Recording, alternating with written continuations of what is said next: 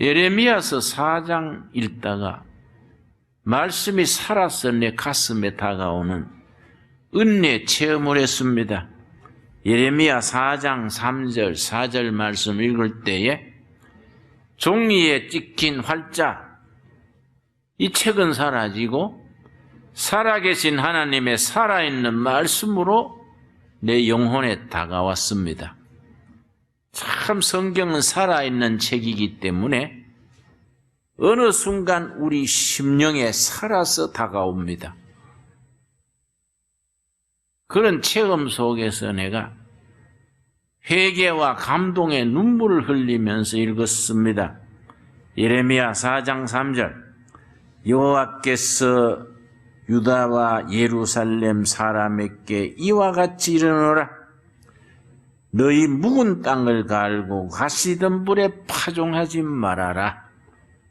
묵은 땅을 가라. 가시나무, 엉겅퀴, 자갈밭, 묵밭이 묵은 땅. 이 말씀 읽을 때에 내 마음이 묵은 밭과 같구나.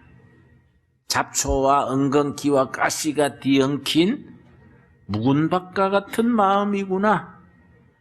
하나님 앞에서 내 마음이 거룩하지 못하고 순결하지 못하고 묵은 밭과 같이 잡초가 뒤엉킨 쓸모없는 밭이구나. 너희 묵은 땅을 갈고 가시던 불에 씨를 뿌리지 말아라. 4절 말씀. 유다와 예루살렘 주민들아, 너희는 스스로 할례를 행하여 너희 마음 가죽을 베고 나 여호와께 속하라.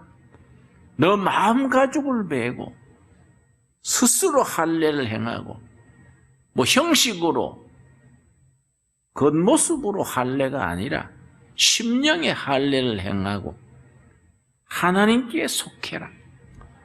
이 말씀 읽을 때에 살아계신 하나님의 말씀으로 내가 받아들이고 회개의 눈물을 흘리면서 읽었습니다. 우리 말씀이 내 영혼의 거울이 되는 겁니다.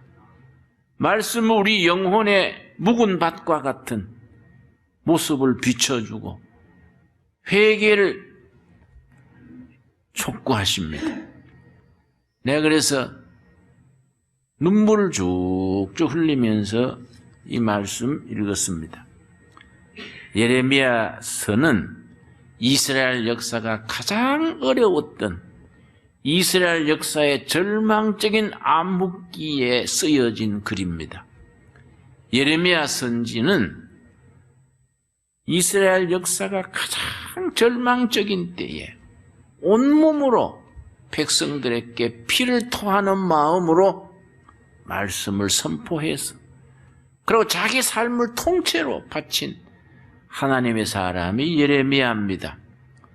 예레미야서는 11번의 환상을 본 얘기가 나옵니다.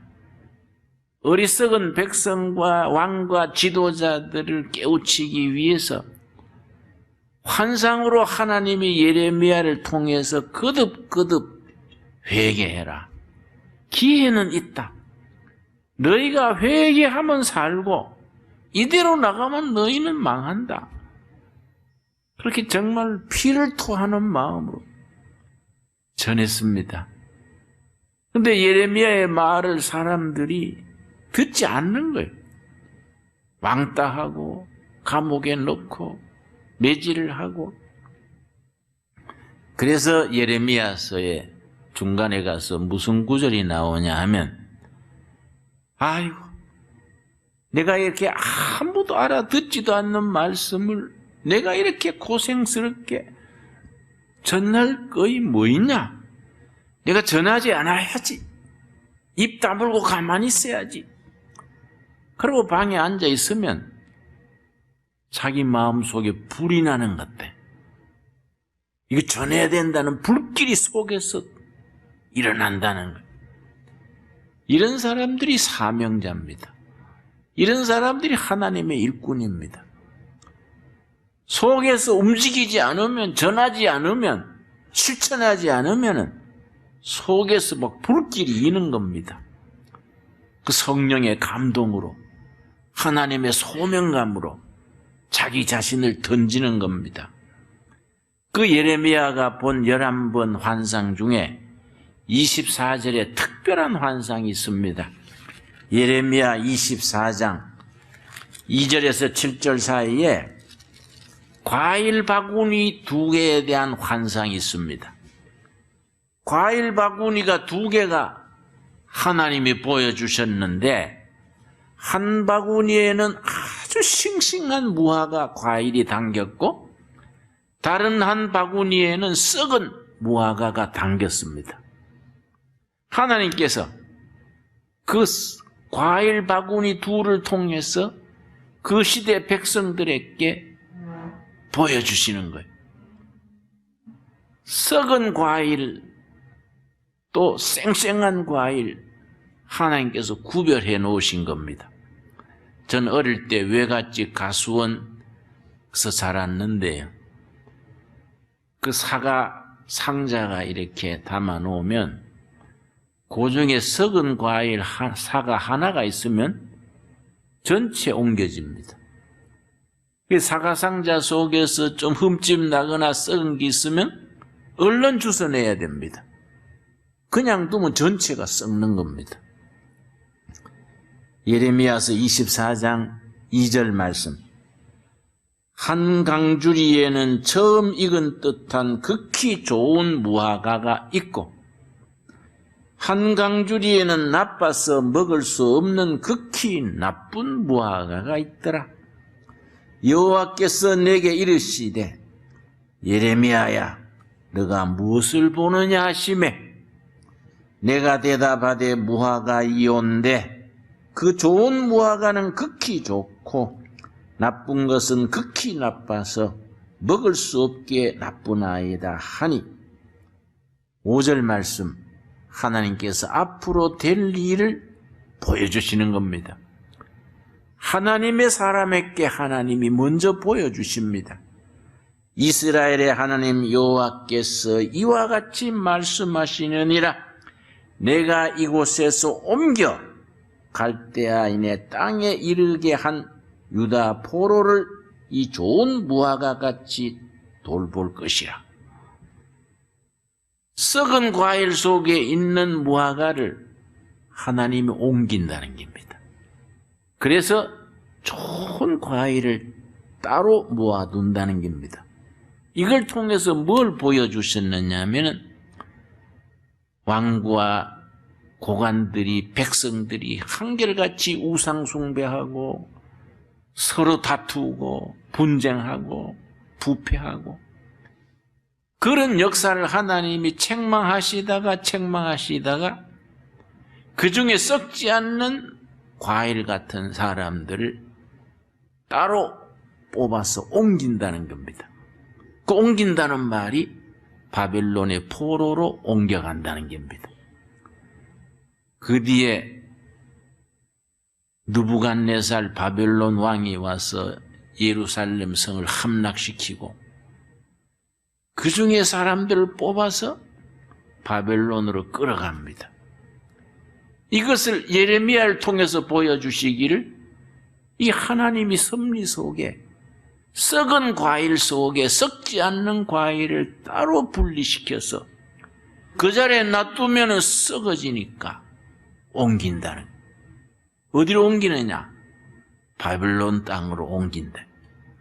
옮겼다가 몇 년 만에 되돌아오게 하느냐? 예레미야가 포로가 되어서 끌려가는 사람들 전송하면서 빨리 돌아올 생각하지 말아라. 집 짓고 자식 넣고 열심히 살아라. 하나님이 70년 되면 돌려보내신다. 70년간 바빌론에 옮겨놨다가 그 사람들을 되돌아 보냅니다. 70년 만에. 그 1차, 2차, 3차로 거쳐서 포로들이 귀향을 했는데 제1차 귀향인의 지도자는 스룹바벨입니다. 제2차 귀향민들은 지도자가 에스라, 제3차가 느헤미야입니다. 그런데 1, 2, 3차 다 합쳐서 42,000명이에요. 그런데 성경 말씀에는 그 사람들이 역사의 그루터기다. 상수리나무를 베어버려도 남는 거는 그루터기가 있다.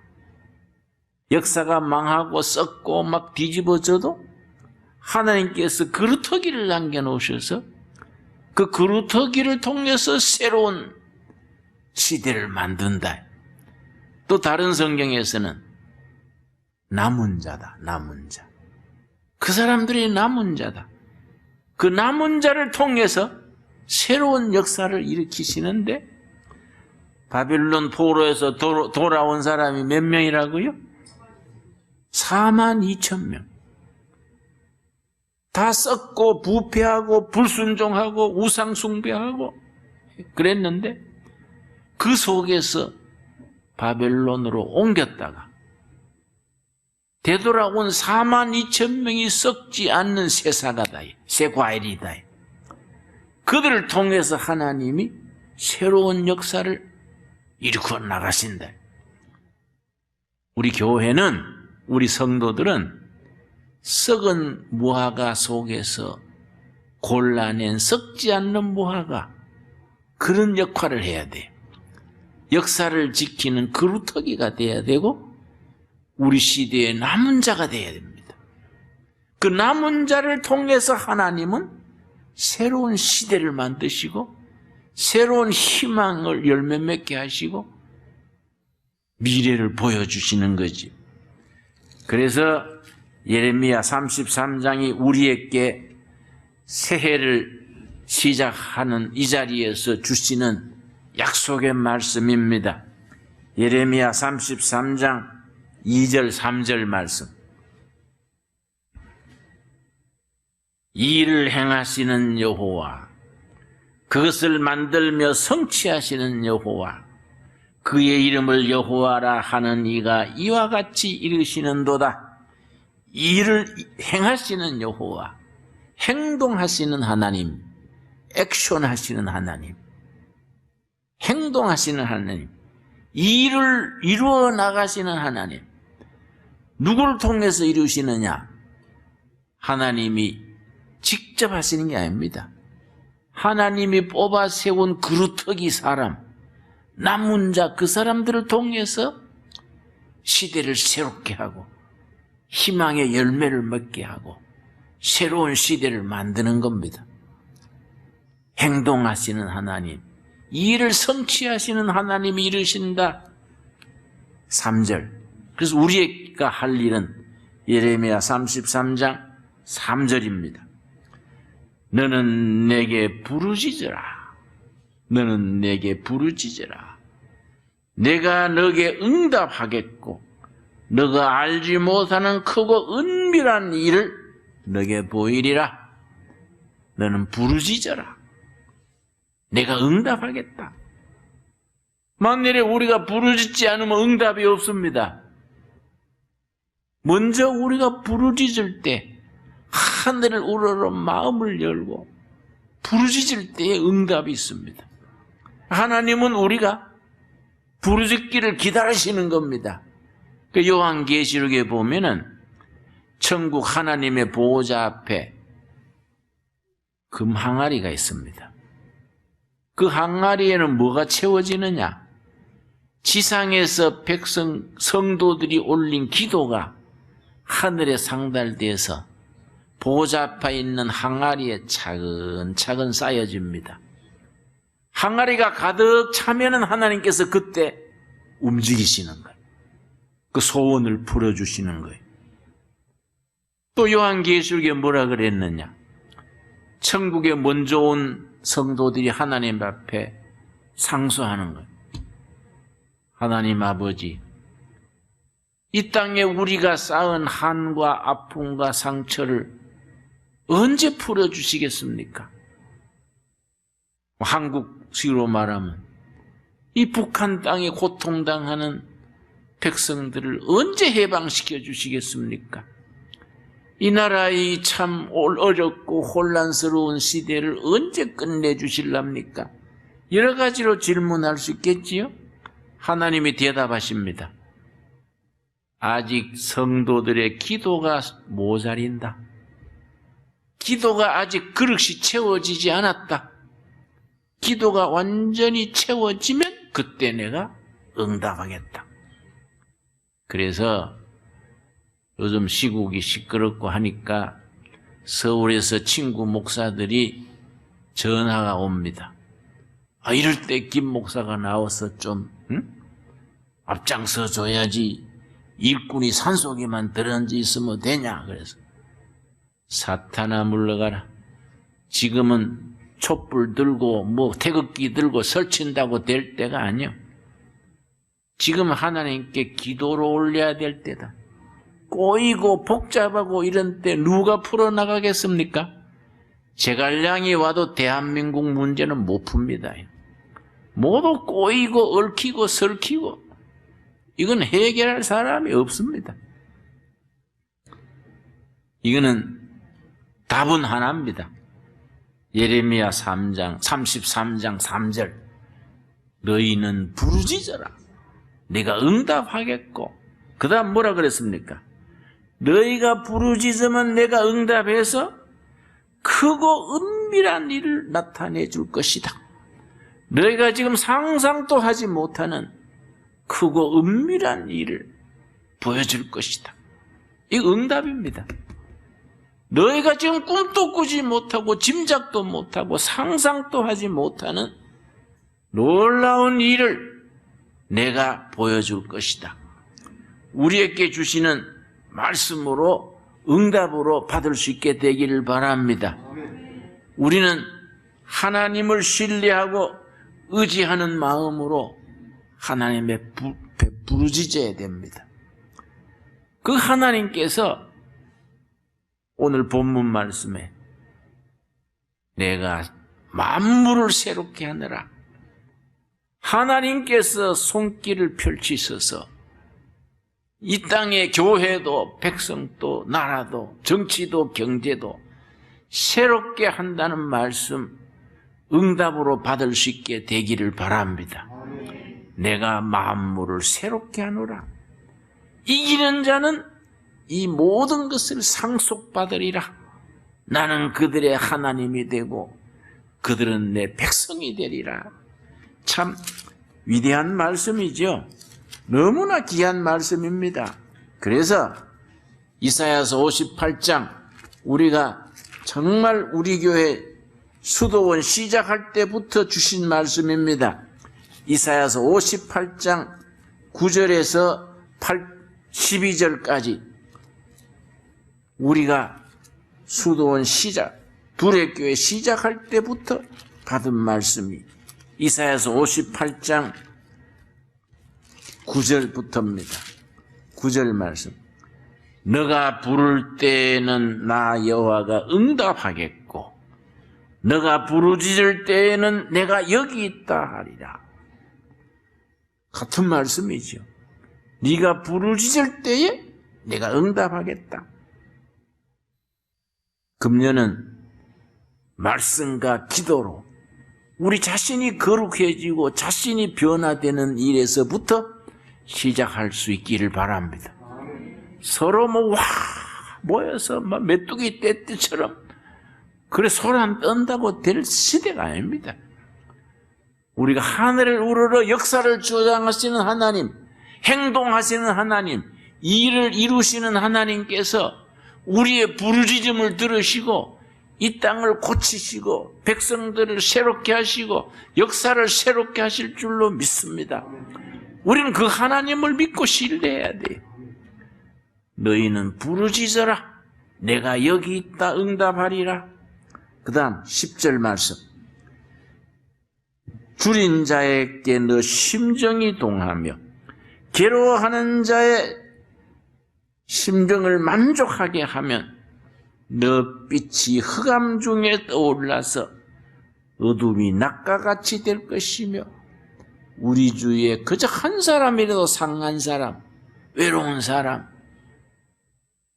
어려움에 처한 사람 위에서 손길을 펴고 위로하고 위에서 중복기도 하고 아픔과 고통을 함께 나눌 때에 어두움이 빛으로 바뀌고 절망이 희망으로 바뀌게 하나님이 역사하신다는 겁니다. 11절 말씀. 2017년에 우리 교회가 꼭 이 말씀대로 붙들고 나갈 약속의 말씀입니다. 여호와가 너희를 항상 인도하여 마른 곳에서도 너 만족하게 하며 너 뼈를 견고하게 하리니. 그래서 금년에 우리 목회의 지침이 기초를 탄탄히 하는 해, 영적인 기초, 교회의 모든 행정적인 기초, 교회 성도들의 각 가정의 기초를 탄탄히 하는 해, 견고케 하리니 너는 물된 동상 같겠고 물이 끊어지지 않은 샘 같을 것이라. 이 말씀대로 응답되어지기를 바랍니다. 물된 동상 같은 가정, 메마른 밭에 논에 물이 들어가면 곡식이 살아나고 메뚜기가 뛰고 싱싱해집니다. 우리 성도들의 가정의 삶의 현장의 일터에 이런 역사가 있게 되기를 바랍니다. 물된 동산 같은 가정, 물된 동산같이 싱싱하고 활기가 넘치는 일터. 그러고 뭐라 그랬습니까? 물이 끊어지지 않는 샘 같은 교회. 지난해 12월 달에 우리 옆에 우물을 팠지 않습니까? 난 여기 옆에 이 돌산에 우물을 판다 그래서 바로 옆이지요. 거기에 무슨 우물이 날까? 그 돌산 거기에 물이 나지 않을 텐데 싶었는데, 역시 전문가들이 달라요.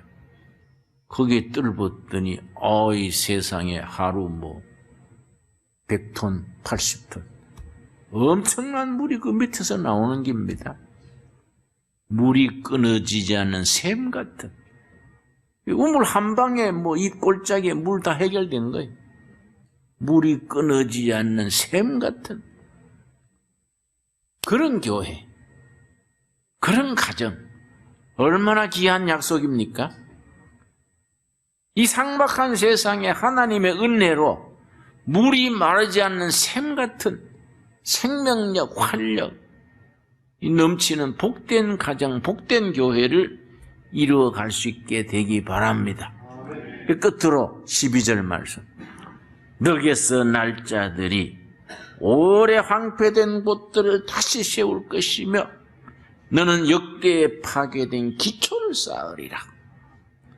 너게서 날짜들이, 너가 누구를 말하겠습니까? 크게는 한국교회 전체, 좁게는 우리 둘의 운동. 너게서 날짜들이 오래 황폐된 곳들을 다시 세운다. 정치가 황폐하고 경제가 황폐하고 교실이 황폐해져서 교육이 망가졌다, 교육 부패다, 교육 황폐다 그럽니다. 그걸 너희들이 새롭게 하라. 그 다음 오래 황폐된 곳들을 다시 쌓을 것이며 너는 역대에 파괴된 기초를 쌓는다. 역대. 영어 성경에는 generation, to generation, 역대. 세대를 물러가면서 허물어진 기초입니다. 기초. 한 세대란 말이 역사학에서는, 서양사학에서는 30년이 one generation, 동양사학에서는 25년이 one generation. 성경에서는 몇 년이겠습니까? 40년이 한 세대입니다. 그게 모세가 40년이라고. 예수님이 40일 금식하시고 딱 40년을 기준으로 한 세대가 돌아갑니다. 세대를 물리면서 허물어진 역사의 기초가 있다. 영어성엔 파운데이션. 대를 물러가면서 잘못되어 있는 기초를 누가 고치느냐? 하나님의 교회, 하나님의 백성, 역사의 그루터기, 이 시대의 남은 자들이 만물을 새롭게 하시는 하나님의 은혜, 능력을 힘입어서 허물어진 기초를 쌓게 한다는 겁니다. 이 말씀이 아주 그 본문이 의미가 깊습니다. 그대로 글자풀이 하자면은 허물어진 정치, 경제, 교육, 도덕, 민심의 기초를 하나님이 하나님의 사람, 그 시대의 그루터기, 남은 자를 통해서 다시 쌓게 한다는 겁니다. 하나님이 그렇게 우리들을 통해서 역사하신다는 겁니다. 우리에게 주시는 사명으로 받을 수 있기를 바랍니다. 그 감격을 가지고 감동을 가지고 하나님께서 우리를 그루터기로 쓰셔서 우리를 남은 자로 쓰셔서 우리의 부르짖음을 들으시고 응답하셔서 우리가 상상도 하지 못하는 크고 놀라운 일을 이 땅에 이 시대에 기초를 쌓게 하시는구나. 감사합니다. 순종하겠습니다. 사용해 주시옵소서.